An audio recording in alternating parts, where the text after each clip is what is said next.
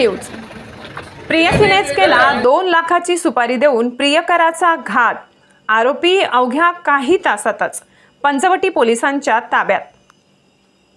आज दिनांक 21 ऑगस्ट पहाटेच्या सुमारास पंचवटी पोलीस स्टेशनच्या हद्दीत पोलीस पुत्र गगन प्रवीण कोकाटे वय वर्ष 28 या तरुणाचा मेरी म्हसरूड परिसरामध्ये खून झाल्याची घटना समोर आली होती। त्या अनुषंगाने पंचवटी पोलीस स्टेशनचे वरिष्ठ पोलीस निरीक्षक मधुकर कड यांनी आपले तपास चक्र फिरवून अवघ्या काही तासातच या हत्येमागचे कारण शोधून काढले आहे। तसेच अवघ्या काही तासातच सर्व आरोपी अटक करून प्रसार माध्यमांना सविस्तर माहिती दिली।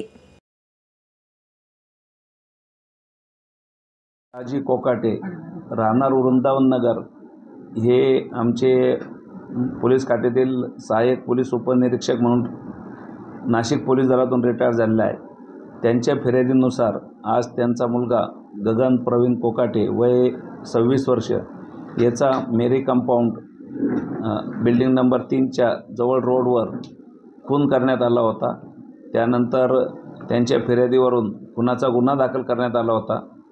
तपासामध्ये असे निष्पन्न झाले आहे की जो मयत आहे गगन कोकाटे याचे त्यांच्या शेजारी राहणाऱ्या एका स्त्रीशी काही संबंध होते। त्या संबंधातून त्यांची ओळख वाढली होती आणि त्या ओळखीतून त्यांचं आपसात जास्त जवळीक आली होती। त्यानंतर तो त्रास द्यायला लागला असं तिला भासायला लागलं।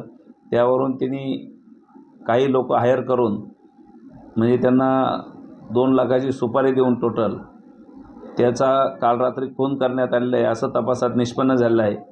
पोलीस स्टेशन पंचवटी येथे 103(1) भारतीय न्याय संहिता अन्वये गुन्हा दाखल करण्यात आलेला आहे। आता तपासामध्ये त्यामध्ये सुपारी देणे, सुपारी देऊन त्यांना पैसे पुरवणे आणि आरोपींविरुद्ध बाकी कलमान्वये गुन्ह्यामध्ये आम्ही अटक करत आहोत। किती आरोपी साधारण? आत्तापर्यंत आमच्याकडे 5 मेन आरोपी आणि 2 याच्यामध्ये विधी संघर्षग्रस्त बालक तपासात निष्पन्न झालेले आहेत। तर आम्ही आज 5 आरोपींना आता अटक करत आहोत। महिला ही शिक्षिका आहे का? ती CBS जवळ एका स्कूलमध्ये ती शिक्षकेचं नोकरी करत आहे। तिने विद्यार्थ्यांना सुपारी दिली अशी काही माहिती नाही, तिच्या विद्यार्थ्यांच्या ओळखीच्या लोकांना तिने महाराष्ट्र माझा न्यूज साठी मुख्य संपादक जनार्दन गायकवाड, नाशिक।